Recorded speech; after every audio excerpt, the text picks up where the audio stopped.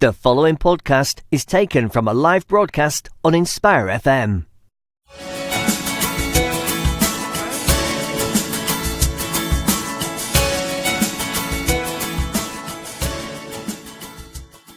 Assalamu alaikum warahmatullahi wabarakatuh, listeners. This is Inspire FM and you're listening to the Ask Your Lawyer show. My name is Gais Uddin. I'm a director at Wolf & Company Solicitors. And this is the Ask Your Lawyer show, as I say, your weekly look into the world of law. Joining me today will be Chiara Maddocks of Church Court Chambers and my good friend Colin Witcher. Well, they're both my good friends, but and they're both from Church Court Chambers. They're both very, very experienced barristers, and they're going to be assisting us today with our subject matter. Chiara, how are you? I'm good, thank you. How are you? Yeah, not bad.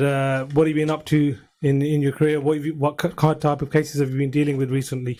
Well, I deal predominantly with serious crime, so anything ranging from Section 18s to murders to rapes, and deal with quite a lot of domestic violence in the context of criminal proceedings. Brilliant. Colin, how have you been and what have you been dealing with recently, Colin? Yeah, similar to Chiara in terms of the background in cases, together at Church Court. Lots of cases this year, working alongside Queen's Counsel on sort of difficult and interesting cases, and a lot of financial crime as well, which has a crossover, in fact, with controlling coercive relationships, because finance can be part of the control in these relationships that we see now. Awesome. I've actually posted, for your benefit, listeners, the profile links of both the barristers on the Facebook website, and the links will be put up for you, so you can have a go and have a good look at the experiences of Colin and Chiara. Remember, you can instruct both of these barristers via your solicitors if you need any help, or if you know anybody else who needs any help, you can go to your solicitor and approach them and say, look, listen, I want Colin or Chiara, maybe both, to help in my case, and they can certainly assist you. Yeah. So today's subject matter, let's talk about what we're going to get down to today: domestic abuse and the laws around coercive and controlling behaviour. Listeners, if you want to join into the debate, please do WhatsApp and text. The number is 01582 481 822 if you want to call in. If you want to send a text or WhatsApp, it's 07779 481 822. We do rely on your participation. I think it'd be really good, considering the subject matter, to get some insight. If you know anybody or are worried about anybody, do feel free to give us a call. We will be talking about the subject matter. And I should actually say, whilst we start, I've posted the link for Bedfordshire Police and the Women's Refuge as well on our website. You can have a good look at that. And if you know anybody who requires any assistance for any of this type of thing, please do click the link. If you think that it's more urgent, call the police and I'm sure they can assist you with it. I will be posting, reminding you of those links at the end of show again. In the broader context, guys, we talk about domestic violence. I think we can all figure out what violence is. What is the domestic context? What does domestic mean, Colin? Domestic tends to mean within the household, if you like. Normally we see it within relationships. It can be partners. It can also be within the family. Right. Yeah. So mother-in-law, that dreaded word often used, father, that sort of relationship. So that's what domestic means. It means at home. It means relationships. It's very broad. It's can be defined to include stepchildren, step-partners and the like. It adapts as the family units adapt over the years. The definition, like all laws, adapts as well. That's really what domestic means. Okay, Chiara, can cousins and things like that be counted as a... They can. It can be extended, as Colin said, to mean anyone within the family unit, anyone you have an intimate relationship with. I think what's also interesting, and people might not perhaps have in the front of their mind, is that it's somebody who you used to have that kind of relationship. Right. So, for example, an ex-partner, you're no longer in an intimate relationship, but the background would means that forms part of a domestic violence context, and a lot of people perhaps don't really understand that when they're charged with these type of offences. So, if we talk about it like that, I just want to basically clarify, just for our listeners.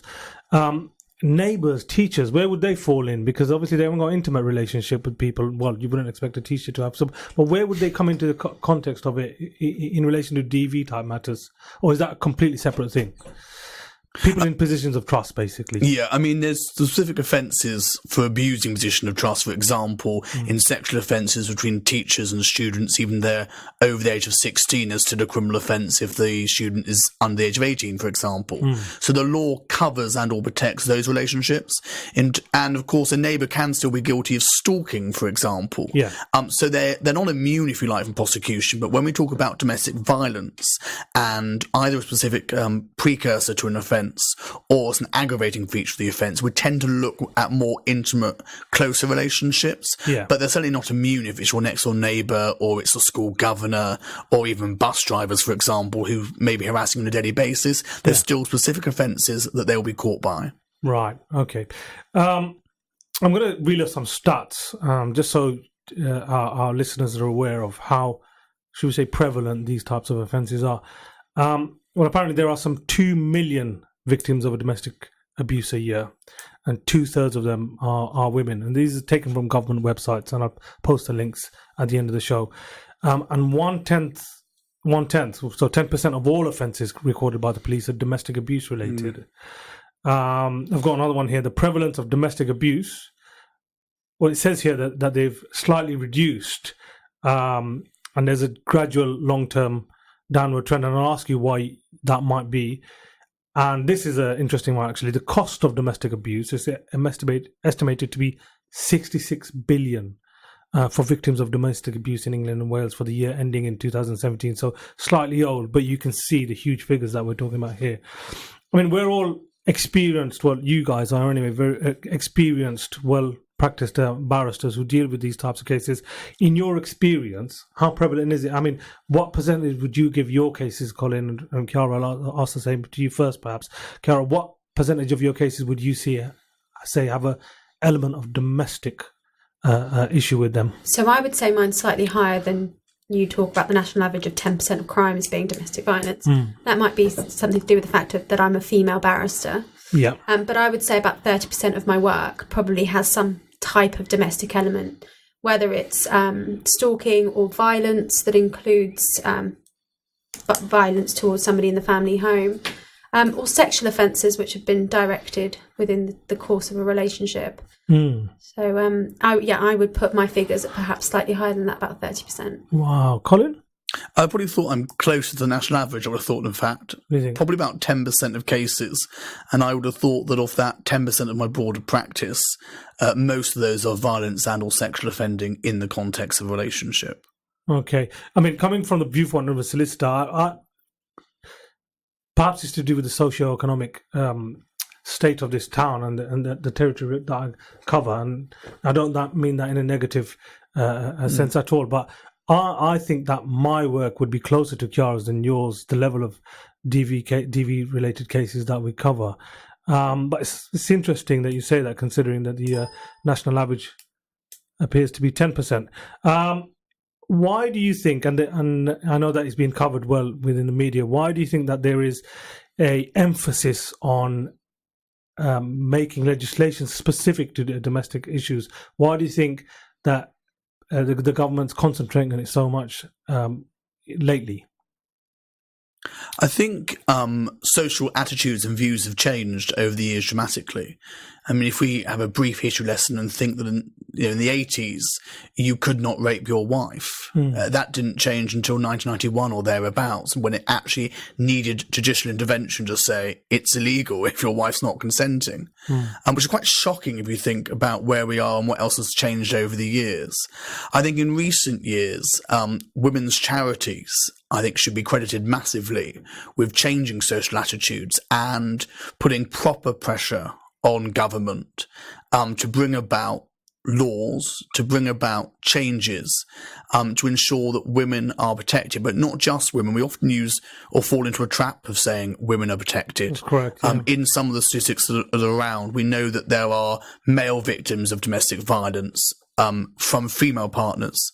And so I think there's been a sea change in giving everybody that right to be heard and that right to say it's not okay to suffer in silence at home.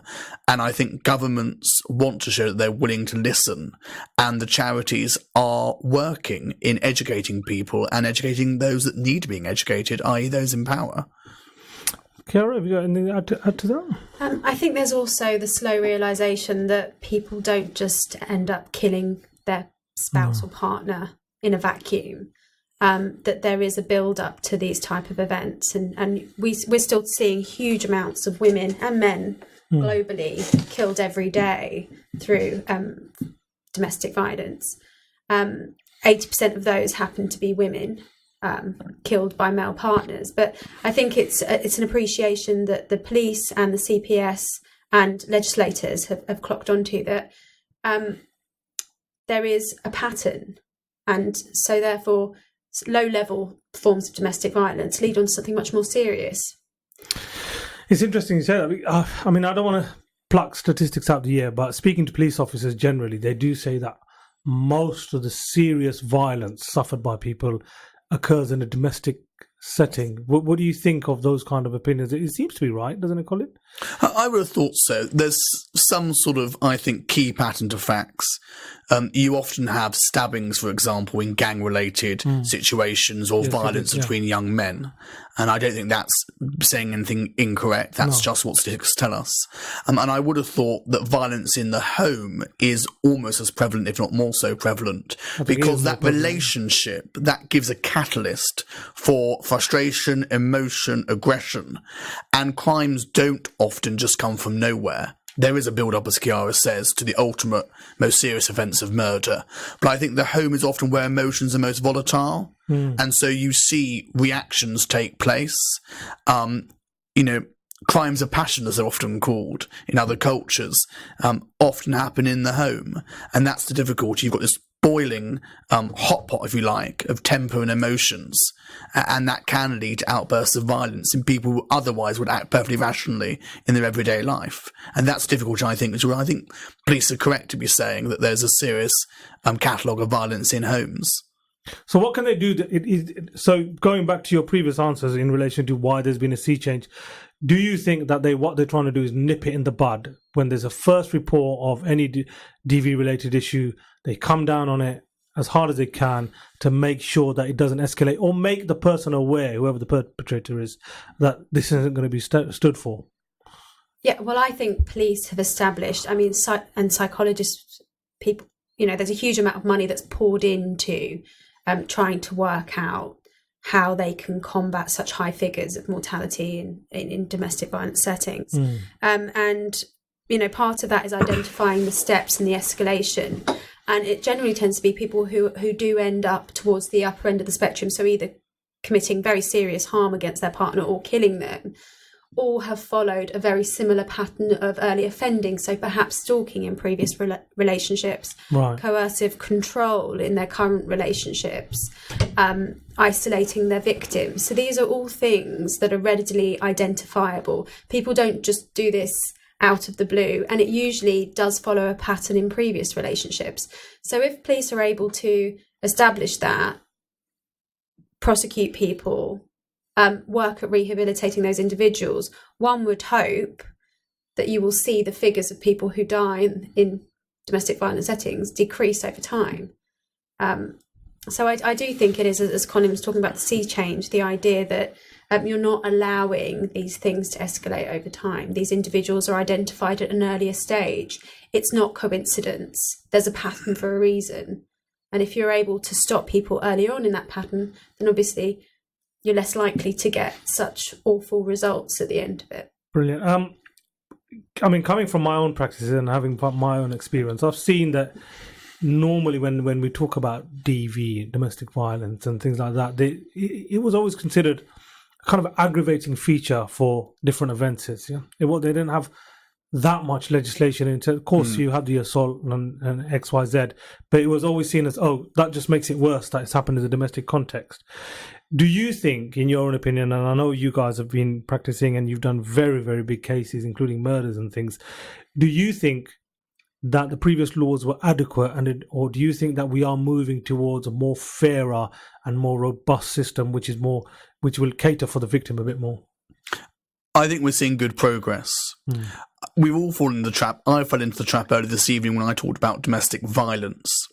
Violence should read abuse. Okay. And I think that's what we've really seen over the last few years in change in legislation to stalking, changes in legislation to controlling coercive behaviour, because I think violence in the home has always been well catered for in terms of the Offence Against a Persons Act has been around for hundreds of years. It's rarely tinkered with, and it seems to cover and work well for most situations. But when you delete the word violence and you substitute it for abuse, when there is no injury that you can see, or the psychiatrist can't come up to proof and say there's a psychiatric injury here, you were limited in what you could charge as an alternative. So I think, especially with the controlling coercive behaviour, that sort of offence coming in to fruition, we saw an ability to charge a more serious offence to reflect serious offending inculpability, because the old saying, scars aren't always the ones that you can see. The law necessarily, without realising it, didn't recognise that. So I think the legislation was needed. I think it is needed. And I think it reflects modern attitudes and the reality, I'm afraid, of abuse in the homes, because it's much more than just violence. Do you think that there's an ignorance of from the perpetrators about what they're doing? And do you think that the media can help in, how can I say, raising awareness about these kind of things? I mean, we're going to touch upon what other kind of abuse that there can be, and we haven't gone to it yet. But things like, psychological abuse, do you think that there's certain situations where people just don't realise what they're doing? Chiara? Yeah, I mean, I definitely think that there's a part of that. I mean, cultural, religious backgrounds might come into, come into your thought process. For example, if you've always lived in a household where things are done a certain way, then it's just a continuation of the behaviour perhaps that you've gotten used to. And I do think it's very much, there has to be a responsibility on educating people. People have to learn that certain behaviours aren't acceptable.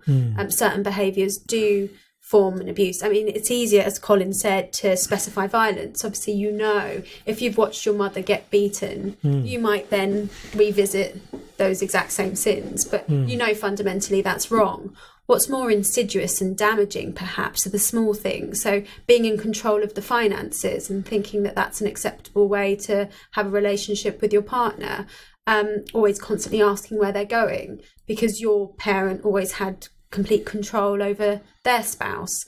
They're learnt behaviours, so people can learn to behave in an opposite way. And that very much does need multi-agency approach. So, you should be taught this in schools, what's an acceptable relationship behaviour. Media, I think there's a lot about coercive and controlling relationship in the TV at the moment. A lot of soaps, for example, are tackling that as a subject. And it's because people do need to relearn behaviours that have been perhaps ingrained over generations in a family. What would you say to people that said, look, listen, this is how things are done within our context. We're not harming anyone. We're not intending to harm anyone. What do you think about those kind of things? And sometimes, well, I've seen it myself, some victims, if we want to call them that, they're so ingrained in the system that they don't see the injustices, say, that are done to them. But what about that context? Can we take it into court and say, look, listen, there's got to be some leniency because this is how things are done? The cultural sensitivity, if you want. Well, I mean, I think the law allows for that. So you have to have been aware that the behaviour that you have been conducting could be coercive and controlling. Right. So there has to be intention or just an awareness? An awareness. Yeah. Yeah, which is, it's kind of understanding that your behaviour would have that impact on somebody. That you are limiting their free will, as it were. So there will be an element of taking into account certain cultural, religious considerations. It's not a defence in and of itself entirely, but lawmakers appreciate that people don't live in a vacuum. there equally, we talk about culture and religious sentiments, but also people have different contracts when they get into a relationship as to what behaviour they think is acceptable and what behaviour isn't. So it really is very much a case-by-case basis. It's not a blanket approach saying this is exactly how somebody should behave. Of course, there are always going to be behaviours that are unacceptable, but it will be looked at in the context of the relationship, and that's why you would come to court and you would hear evidence from both sides. It's not just an open and shut case. You've been charged with it. Someone said, I feel coerced and controlled, and that's the end of it. You do have an opportunity to put forward a defence, and obviously that's something that would be looked at in the round. Clearly, Colin, there's going to be households and cultures which they think this type of behaviour is fine, and other cultures might think, well, that's abhorrent to us.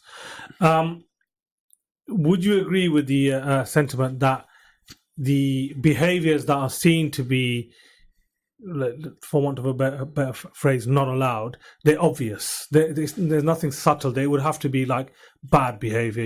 Everyone would universally say, yeah, that's a bit much. Would you agree that the legislation goes like that? I don't think the threshold is as high as that, in fact. Okay. As Chiara was saying, it's that, did they know? But of course, the statute includes the words or ought to have known, which I think brings in a sense of balance. And what the defendant may truly believe is acceptable, a jury of his or her peers may think is unacceptable, which does create some conflict. Of course it does, yeah. But I think where the filter will happen in terms of cultural issues is when a prosecutor is applying the evidential test, but also the public interest test, and is thinking objectively about how the victim feels about it, and likewise.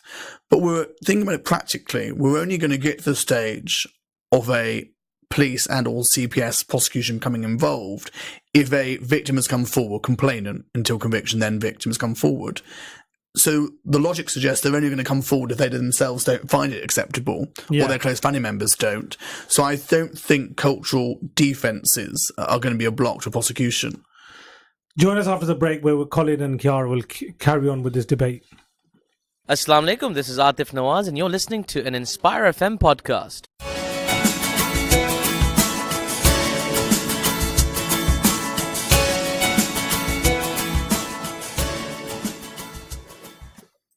Assalamu alaikum warahmatullahi wabarakatuh, listeners. Welcome back to the show. You're listening to the Ask Your Lawyer show in Inspire FM. I'm Gais Uddin of Wolf & Company Solicitors, and I'm joined by Colin and Chiara Maddocks of Church Court Chambers. Welcome back, guys. We've been speaking about domestic violence and controlling and coercive behaviour. We touched upon statistics about how prevalent it is in this country and what are the main reasons why the new and upcoming laws are coming through. I want to talk to you guys about what the main offences are when we talk about domestic violence. So perhaps you can do one each and go through them.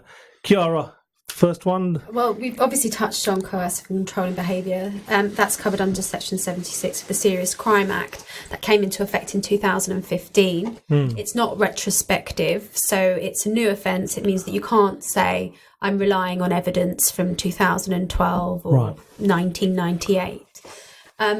What previously was in existence was the Harassment Act, Protection from Harassment Act, and that's divided into Section 2, which is without violence, and Section 4, which is with the threats of violence. The significance of that for your listeners is Section 2 is a summary-only offence, so the offence can only be within a period of 6 months, whereas for Section 4, it's an either-way offence, so that prosecution can rely on evidence going back a number of years and use it as part of a course of conduct, because harassment is a course of conduct that would cause someone to feel distress or fear. The test is that of a reasonable person. So as I said, there is a slight difference. One's a lot more serious. One wouldn't. The Section 2 would always be dealt with at the Magistrates Court, and the Section 4 with fear of violence, the more serious offence, would usually go to the Crown Court. I'll stay with you. Talk to us about stalking, because you talked about harassment. So stalking is a particular form of harassment. people would probably be a bit more familiar with that, because it's the idea of perhaps following somebody, consistent behaviour online, constantly being in contact, checking somebody's profile. So it really is just a form of harassment. It all falls under the same umbrella term of an intimidatory offence. I mean, again, Chiara, I'll stick with you because you're talking about this particular offences. You don't have to have split up to commit these offences, do you? Traditionally, people see it as someone that you want to be with or someone that you've been with. You can still be in the same relationship and harass someone and stalk someone, can't you? Yeah, I think the majority of my cases, there's probably some live element of a relationship going on. It's, I guess, slightly less likely that somebody's going to report somebody, but of course you can have it within a marriage, you can have it within an ongoing relationship. If you're still in contact because you have children together, any behaviour that crosses a line in terms of even contact with those children could potentially be an offence under these intimidatory offence brackets. Thank you. Colin, which offence would you like to speak about next? Well, I think, in fact, covered most of the offences there, but I mean, I think talking about other adaptations to the law, it's the heightened stalking offences spring to mind, stalking, putting a person in fear of violence, for example. So where it's not simply just stalking, but you're making someone, through that conduct, think they're going to be subject to violence as well. So there may be letters being put through the front door as a classic example. Threats being left on your phone by unknown numbers calling you up, and it's a threat. And then we have what we mentioned earlier. We shouldn't forget, you have what I call classic offences not specific necessarily to domestic violence in the legislation, which can adequately deal with offending. Threats to kill is a classic one, used, I've seen domestic violence context where the ex-partner has the row over the child custody battle and says, I'm going to kill you, normally more expletive ways than that. And things shouldn't be undercharged by the prosecution. I think that's the other sea change we're seeing. I think 10 years ago, every assault at home was a common assault, and often people didn't worry about the injuries.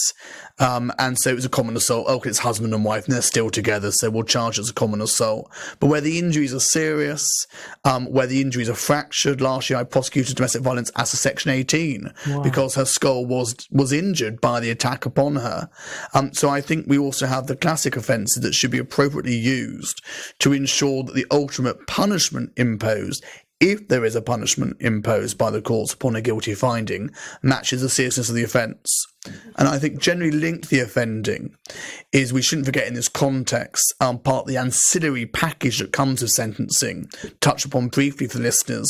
So restraining orders, for example, where there's been a conviction for stalking or harassment, people often don't realise when they're the victim that even if there's not a conviction, a judge can still impose a restraining order upon acquittal. So defendants often find it very unfair. They've been acquitted because the jury or the district judge or the bench are not satisfied, so that they're sure, but they're still satisfied that something went on and therefore they need protecting. And often the restraining order is more effectively secured in the criminal courts than going through the expense and the delay and the time of the family proceedings. And that can give great comfort often to domestic violence or abuse victims, that the court will protect them after the event, if you like. Right. I mean, it's good that you've touched upon it. I wanted to speak to you in relation to what are the actual things that people look for when they talk about coercive behaviour and controlling behaviour. Try to give us some examples if you can, please, guys. Financial control, for example. Yeah. Financial control, so controlling the finances, perhaps the money goes into a joint account from the two earnings, or perhaps only one party earns, and the wife or the husband is given strict budget, or they have to justify their expenses. Emotional abuse, sexual abuse, that kind of control. The term is broad, controlling and coercive behaviour, for a reason.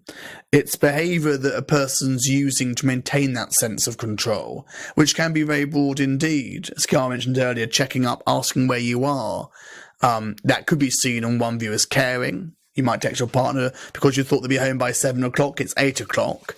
No one's going to suggest that's controlling. But asking for prior consent, I think examples given in the guidance is, for example, that you're shutting someone away from their friends. You know, we see it often dramatised in TV shows or videos or films, saying to your partner, but are they really your friends? Do you really need to see them? That's all part of control and coercive behaviour, shutting them off, you're isolating them, and it's really abusing the trust and the protection you should feel in a relationship. How far do you think these laws should go? Because there will be some who say, look, listen, this type of control, or not the type that Colin's mentioned, which are clearly obviously abusing someone and making sure that they have no room for maneuver in a relationship. But how far should the law go in saying to someone, this is how your relationship should be? You should earn your money and split it with your wife, or you should earn your money and split it with your husband the other way, so he doesn't feel controlled. How far do you think the law should go, and how far can we really go? Well, I know that people feel uncomfortable that external parties would be policing their relationship, and you know, you see that time and again, that people who make allegations against people in a domestic setting often withdraw their complaints. They don't want to come to court. They've decided they want to stay together. And there's a lot of anger both from victim or complainant and perpetrator, because their view is it's something that's happened within the family home. They're happy to move forward and want to put it to bed. And so it really is a balancing exercise between protecting an individual and ensuring that people's rights are not infringed, their articulate rights are not infringed. So there's a constant weighing up, a constant balancing act. But as I touched upon earlier, these things don't just happen and then there are no consequences. The reason that people are looking, lawmakers, legislators, police, are looking into these type of offences is because it's to ensure that they don't escalate to a point where somebody's killed or seriously injured. That, for example, what's fantastic about our criminal justice system is it's constantly fluid and evolving and adapting and changing for the times, as Colin's touched upon, the change in law about rape. Of course, now no one would turn around and say, I have a right to rape my wife. You know, the fantastic thing about our legal system is it's adapted to reflect society's changing norms and values. What we are also seeing is discussion about the offence of strangulation. As Colin touched upon earlier, domestic violence was usually charged as a common assault, and strangulation, because of the nature of the injuries that usually result from it, has always been undercharged as common assault. But strangulation is an incredibly dangerous injury, because going on for just that little bit of time is a difference between someone walking away or someone being murdered. So people are now alive to that as being a very significant form of abuse, a significant form of violence, and the law is adapting, changing to reflect that. Why wouldn't that just go under offences against a person act? Or why wouldn't somebody just say, well, you're trying to strangle someone, that's a section, that's an ABH, or if it gets more serious than that, and that's a GBH? Why wouldn't they just leave that alone and make the domestic element an aggravating feature? Why do we have to make it a specific offence? Because ABH and GBH, actual bodily harm and grievous bodily harm, is to reflect the nature of the injury that can be seen following the assault. So it might leave very, very light red marks. It might leave very little bruising. So the law as it currently stands doesn't properly encapsulate the harm that one could suffer from strangulation, which is why it's being brought in as a new and separate offence. But it's the understanding and realisation that when you have more information at your fingertips, you can then shape the law to reflect that. And that's what you've seen with coercive and controlling relationship, because it's not necessarily those actions in and of themselves. It's not necessarily checking somebody's phone that causes the harm. It's where that eventually will lead to. And it's the appreciation of people who have changed the law, that those things don't happen in a vacuum and they'll become more serious, or could become more serious. And those are the things that really need to be stopped. And there are, unfortunately, times when people aren't the best judges of what happened in a relationship. No. You're blinded by being in love with somebody, or you're blinded by having access to your children, or you're blinded because there's family pressure on you to stay with somebody. But there also then has to be the appreciation that those people might be in danger, and someone else has to at some point come in and take control. Did you want to say something, Colin? Yeah, I just wanted to touch on something that you raised in the question there in terms of the pattern of behaviours that we're seeing. I think it's also important just to pause and to mention that there is a threshold, in fact, built into the offence, because once you've evidenced the controlling coercive behaviour, let's say, for example, it's controlling the finances, it's controlling the phone, it's controlling your spending power, it has to be shown that that's led to a fear of violence being used, or it's causing that individual serious alarm or distress that affects their day-to-day activities substantially, in fact. So your example earlier about is there a risk that people will police a relationship and say, well, it's very unfair that you've split your finances in this way, or you've earned more, Mrs. Smith, therefore you should be paying more of the mortgage than Mr. Smith, is working all these hours and nights in a low-paid job when you have your family wealth. The reality position is that what may be controlling coercive in one relationship would also be controlling coercive in another, but because of the context, because there isn't a vacuum, as Chiara says, it may not necessarily be leading to serious alarm or distress because of the circumstance in which it arises. So there is an inbuilt threshold in the offence which the police and the Crown would look at before authorising a charge, and ultimately would be considered by any jury or court deciding whether or not the offence is actually made out. And people accept different things. People, some people be more than happy for their husband to be or wife to be the primary breadwinner and to be given an allowance every week. Every relationship is a contract. As long as both people come into it willingly and with the same kind of bargaining power, the law can't possibly involve itself in those situations. What happens is when people don't have a voice in that relationship, and perhaps that's being used to control them or being used to subjugate them, and it's those instances which would be looked at, and as Colin pointed out earlier, there has to be a complaint for these things to be investigated. So clearly somebody in that relationship, whether an internal actor or indeed somebody who's raising the complaint, maybe social services or a relative, have looked at it and thought, look, there's something very, very wrong there. It's not just a case of the police coming knocking at your door on the off chance that perhaps you're behaving in a slightly coercive and controlling way. Does there have to be an established pattern, though? I mean, if you stopped your husband spending on one occasion in the shop, you couldn't suddenly be reported for controlling coercive behaviour. It's a pattern of behaviour or incidents. So you'd expect to see... in short, yes, you'd expect to see a pattern. I don't think it would be enough to simply say, I normally spend my money freely, but today there's a stop on my credit card. I'm ringing 999 unless you take the block off. Yeah. I don't think that would be entertained seriously. So we're looking for a pattern, like the stalking offences and harassment offences. You're looking for a pattern within the relationship or a number of incidences. And indeed, when we're considering the threshold, significant distress, it really is probably only going to be evidenced by multiple occasions. And in fact, the other element, or fear of violence, it's fear of violence on more than one occasion.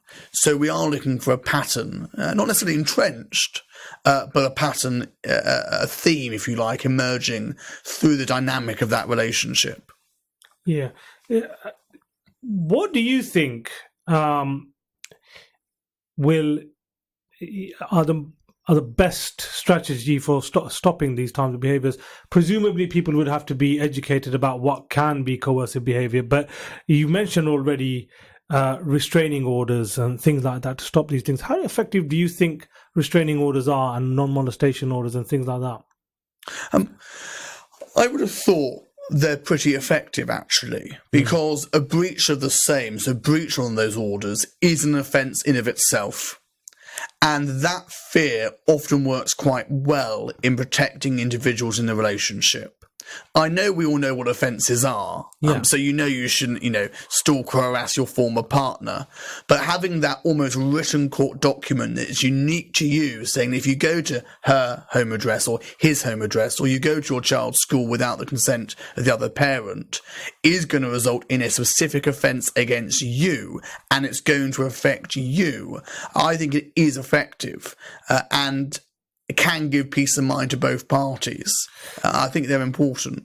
Chiara, you can actually remain in a relationship and have a restraining order against you, can't you? Yeah, I was gonna say that. I mean, for a court to issue a restraining order, it has to be shown to be necessary and proportionate. Yeah. So if it were, I'm going to, there'd be no point in saying you cannot hit your wife. You can't hit your wife. That's an offence. That's covered by law. Yeah. But a restraining order can prohibit you from doing any number of things, and so it's perfectly possible for a relationship to continue, but if a restraining order to be put in place which might highlight a number of things that a person's prohibited from doing. So for example, we've been touching on finances.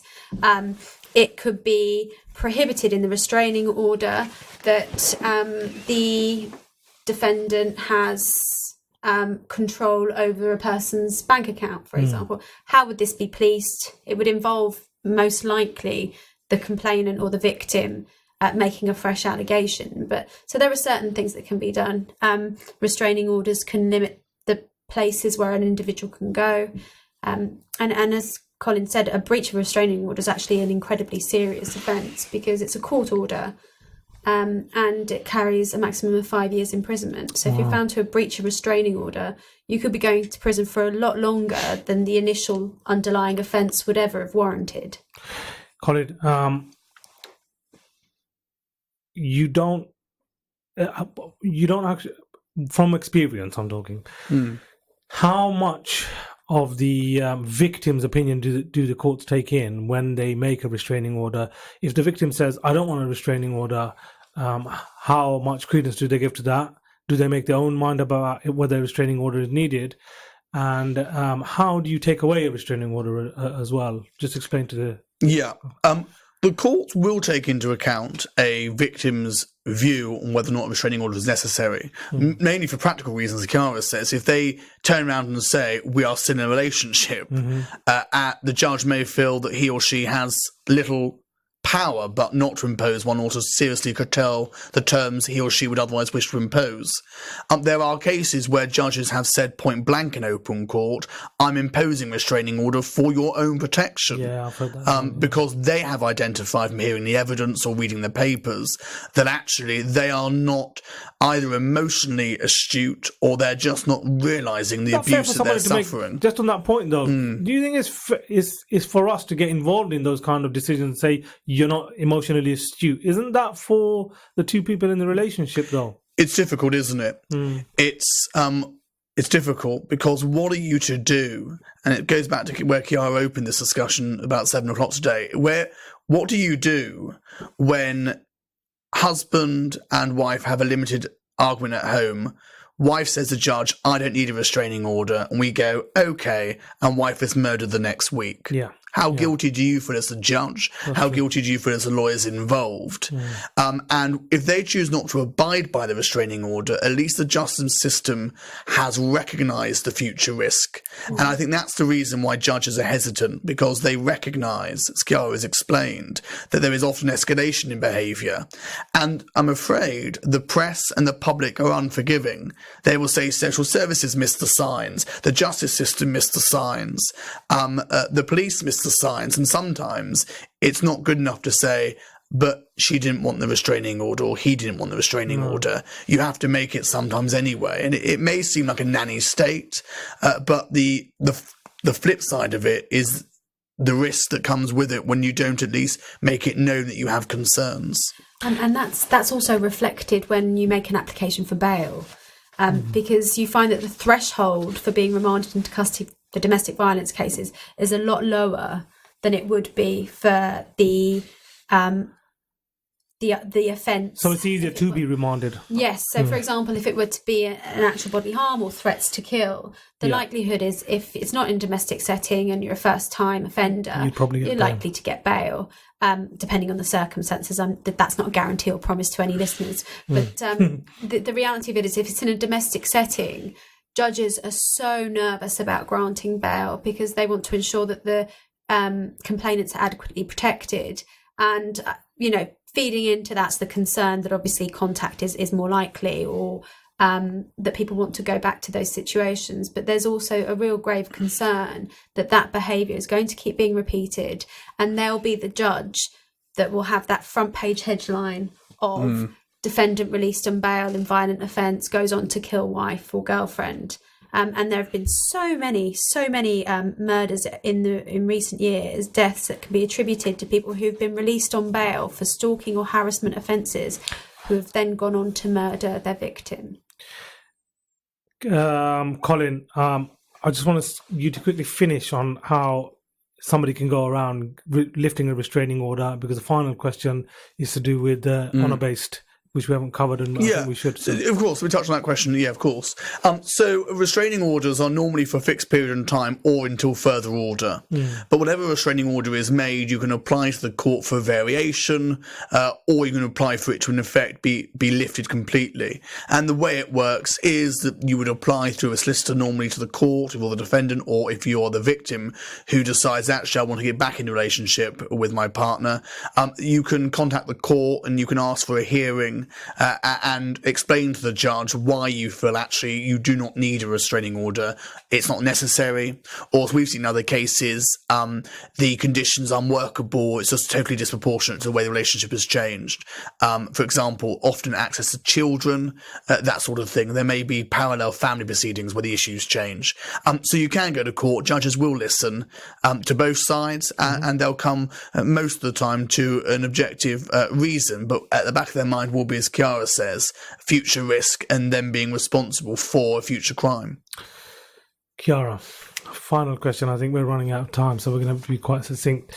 The so-called honour-based issues in relation to domestic settings. Talk to us a bit about that. Well, honour-based killings do not have to be in a domestic setting, although they tend to generally follow the rule that it would be someone within the family using an act of violence to protect or defend the so-called honour of either the family or the community. And you do see it's more prevalent in certain communities than it is others. But as I said, it's not just limited to family members, where unlike a lot of the offences that we've covered today, such as the coercive and controlling relationship. But I mean, this can cover anything such as serious violence, murder, rape. They would all fall under the potential umbrella of honour-based violence. Very, very interesting. Colin and Chiara, you've been absolutely brilliant with us today. We've learned a lot. I think we've talked about honour-based killings, just like we've mentioned lastly. We've talked about coercing and controlling behaviour. We've talked about the sexual offences. We've talked about what kind of behaviour is seen as stalking and harassment. I think we've discussed quite a few things. What I'd like to do is remind the listeners that if you require any assistance for anything in relation to legal help, you can contact us, or you can contact your solicitors to get in touch with Colin or Chiara at Church Court. I've posted the links. If anybody needs any assistance or wants to talk to anyone, they can call the two links with the police and the domestic violence hotline that I've posted. Assalamu alaikum. Thank you for listening to our podcast. We stream our daily broadcast on inspirefm.org. You'll find all our daily updates on our social media at Inspire FM Luton.